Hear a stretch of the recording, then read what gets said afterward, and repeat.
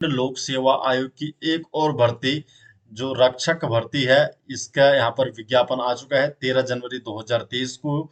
तो आज ये दूसरी भर्ती उत्तराखंड लोक सेवा आयोग दे रहा है।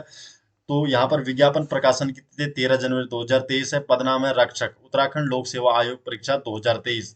तो ऑनलाइन आवेदन पत्र भरने की अंतिम तिथि 2 फरवरी 2023 है और परीक्षा शुल्क जमा करने की भी अंतिम तिथि 2 फरवरी 2023 ही है।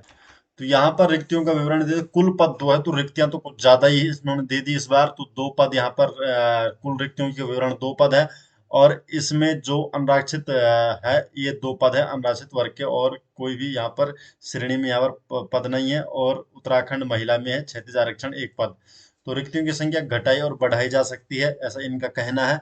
अनिवार्य जो शैक्षिक अर्हता है, तो रक्षक के पद पर सीधी भर्ती के लिए अभ्यर्थी का माध्यमिक शिक्षा परिषद उत्तराखंड से हाई स्कूल की परीक्षा या सरकार द्वारा उसकी समकक्ष मान्यता प्राप्त कोई अन्य परीक्षा उत्तीर्ण होना आवश्यक है। तो हाई स्कूल परीक्षा अनिवार्य रूप से यहाँ पर है, तो हाई स्कूल वालों के लिए ये पद है।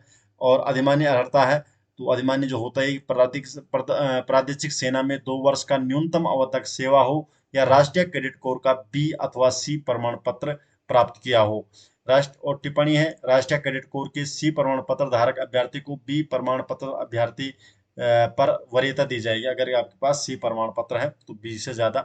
न्यूनतम शारीरिक मापदंड यहाँ पर क्या दे रहा है, तो पर्वतीय क्षेत्रों को छोड़कर सामान्य और पिछड़ी तथा अनुसूचित जाति के लिए 165 सेंटीमीटर यहाँ पर हाइट की बात कर रहा है। और सीने का यहाँ पर है 78.8 सेंटीमीटर, और फुलाने की पश्चात 83.8 सेंटीमीटर होगा। और पर्वतीय क्षेत्र के निवासियों के लिए न्यूनतम ऊंचाई होगी 160 सेंटीमीटर, और अनुसूचित जाति के अभ्यर्थियों के लिए न्यूनतम ऊंचाई होगी 157.5 सेंटीमीटर। तो यह है न्यूनतम शारीरिक मापदंड है। और महिलाओं के लिए जो है, तो सामान्य वर्ग के अन्य वर्ग के लिए 152 है, अनुसूचित जनजाति के लिए है 147 सेंटीमीटर, पर्वतीय क्षेत्र के लिए 147 सेंटीमीटर, और शारीरिक वजन होगा 45 किलोग्राम न्यूनतम। और ऊंचाई तथा सीने की माप में छूट है, तो पर्वतीय क्षेत्र का दावा किए जाने की दशा में अभ्यर्थियों को प्रशस्त 3 के अनुसार प्रमाण पत्र प्रस्तुत करना होगा। तो अगर पर्वतीय प्रमाण पत्र यहाँ पर क्या है, दिखाना होगा।